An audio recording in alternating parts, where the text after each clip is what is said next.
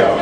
You just came in time. The American volcano is now slowing down. I know. It's slowing down. So you're bringing the good news to I was a little nervous about coming. Like, should I do it another time and it's going to erupting? But I said, you know, I don't know how many times I can come, so. Yeah, it's good timing. And you brought us the good news that just heard over the radio today. It's going down. It's so fast. Yeah. In fact, the evacuees will be sent home in a few days.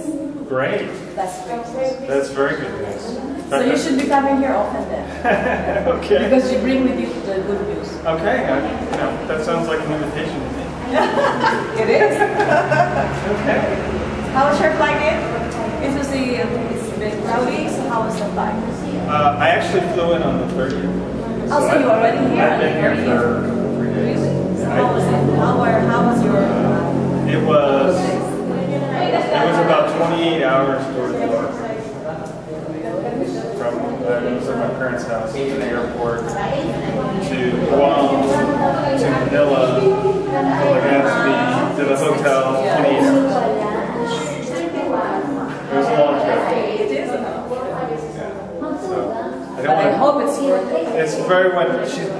She's very shy, but I'm hoping I will warm her up. Well, you know that's very normal. Philippines, especially you know.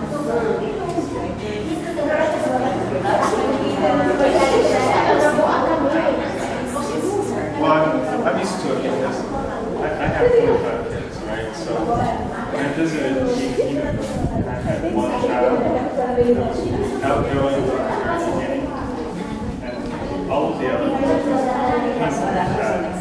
Yeah. So I'm kind of used to this, but she's actually shyer than me.